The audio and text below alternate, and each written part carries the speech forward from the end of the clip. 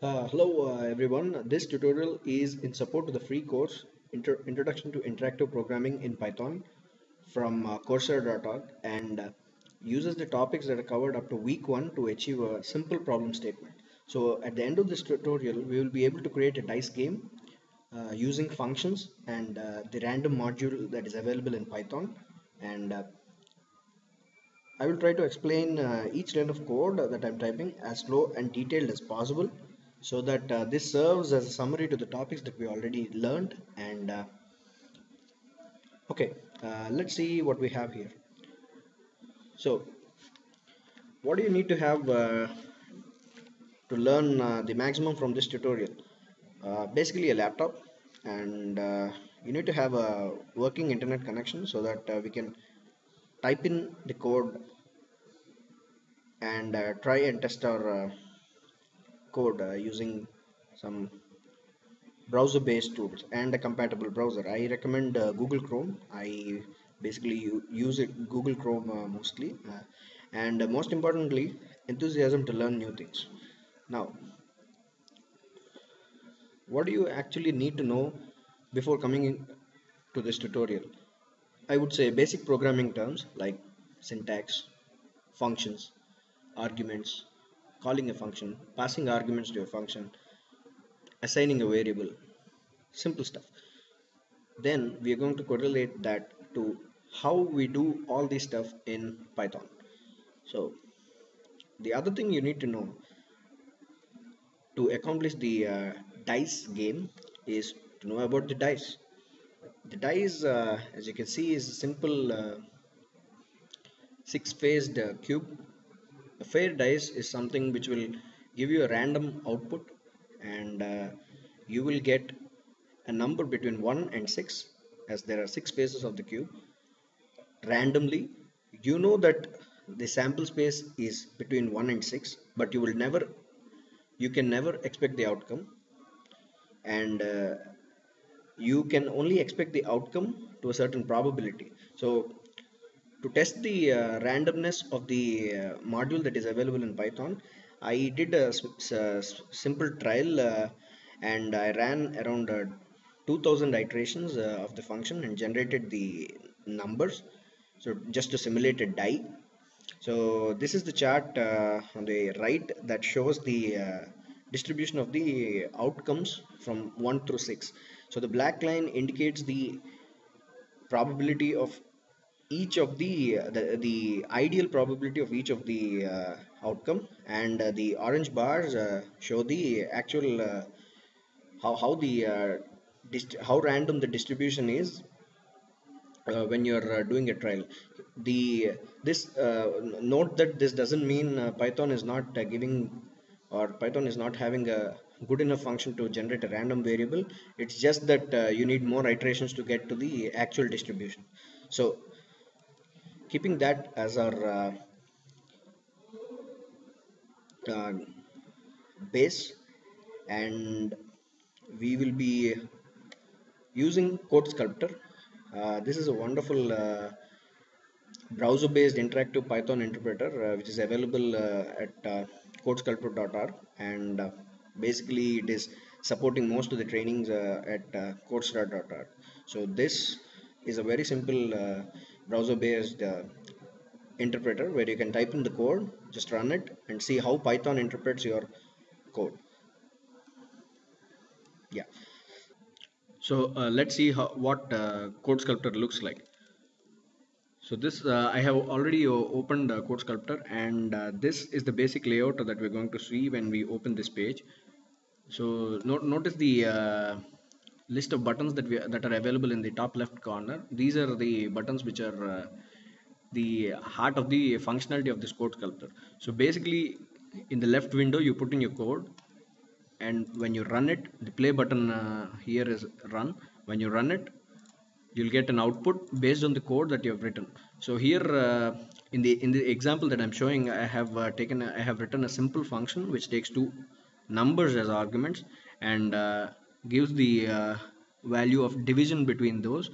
And notice that I have used the random module, and the numbers that I'm passing into the function when I'm making a call to it are randomly generated, and based on the code, it spits out the value. Now that we see that we have Now that we've seen how code sculptor looks and the functionality that it has to provide, let's look at the problem statement. So the problem statement that we are going to solve and achieve at the end of this tutorial is a simple dice game where a player gets to roll two dice, and the the rule is to make the largest number out of the outcomes that the faces of the die shows. So basically, when a player rolls a die, let's say the faces of the dice are showing 3 and 4. So the largest number that we can make is 43 out of this two outcomes. Notice that we have to use both the numbers while making the largest number. The question comes here is, what if both are equal? Then of course there is no other go. If both are equal, you are going to use the same number in both the units and tens places. So player 2 does the same, and the largest number of that the player 2 can make out of the outcomes is compared with player 1, and whoever has the largest number wins that round. So that is the problem statement. Now, how are we going to make Python understand what we're going to achieve? So let's break down the problem statement into smaller chunks and see what we can do with the functionalities that are available in Python. So this is the basic breakdown approach that we are going to use to solve this problem statement. So the the most important part of this game is to simulate the dice. So the best way to simulate a die or the random variable is to use the random module that Python has, and the inbuilt function that the random module has. So player one here is us as users. We are going to provide the outcomes, the random outcomes to the function, and then the computer is going to generate its own random outcome using the uh, random module. Then the largest numbers are created, and then the function compares both the numbers and spits out the winner. So that is the basic idea of the approach. And now how are we going to achieve it? We're going to type some code into code sculptor and build up the function step by step. Okay, this is the code sculptor window that we're going to use to create the function. So I have some comments. I already have some comments to help me not to digress from the topic much and create the function as fast as possible. So uh, a good programming tip here is to put all your import statements at the beginning of the code so that you know what you're missing when something goes wrong later in the code. So here in this code, I'm going to use the random module that Python has. Then my approach would be to create some of the helper functions which I'm going to use later in the game. So I'm going to quickly type in the code. This is basically a simple function which takes two numbers and gives the maximum out of the two. So if number one is greater than or equal to number two, then put one of the local variable as the number one. So let's declare the max number.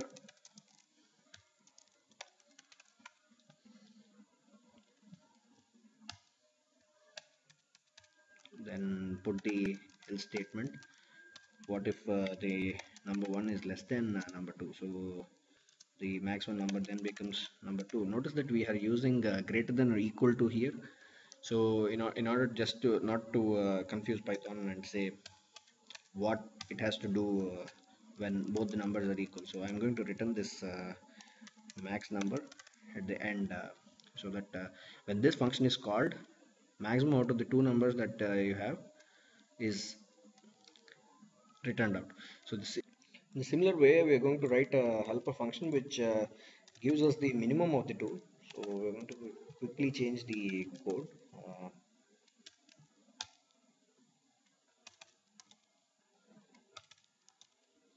and this returns the minimum number. Now the third helper function that I'm going to use creates the largest number when two numbers are provided to it. So the basic idea is when you have two digits and you have to make a two-digit number, the largest number comes out when you're using the largest of the two in the tens place. So based on that logic, let's create a small function which takes in two numbers again and spits out the largest number. Now how are we going to achieve this? We're going to make some calls to the helper function that we are already created. Number 2, and put that in the tens place. Then the minimum of the two. In the problem statement we were clear that we have to use both the numbers, so we're going to use the minimum in units place. So this gives you the largest number that you can make from two numbers that are provided. Now let's go to the main function.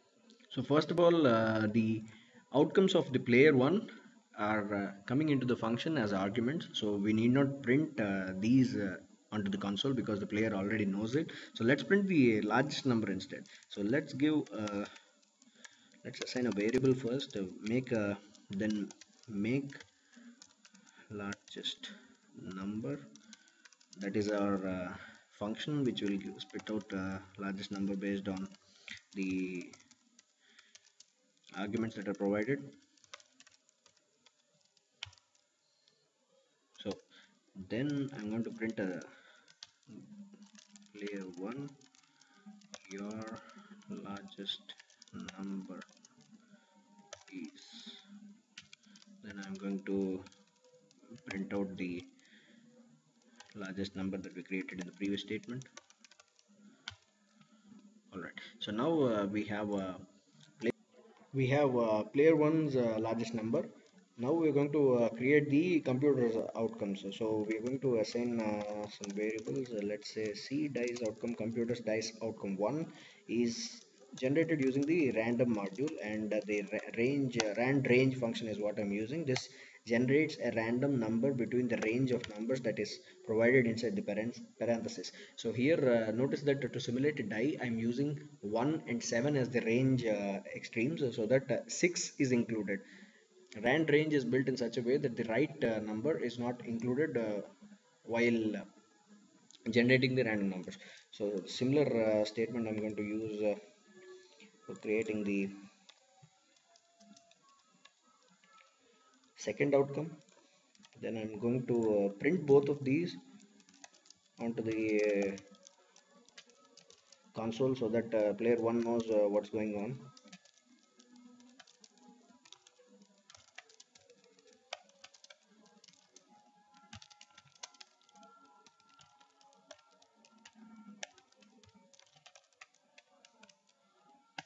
Then copy the statement. Okay, copy the statement, print the second outcome. Then create the computer's largest number by making a similar call to make largest number.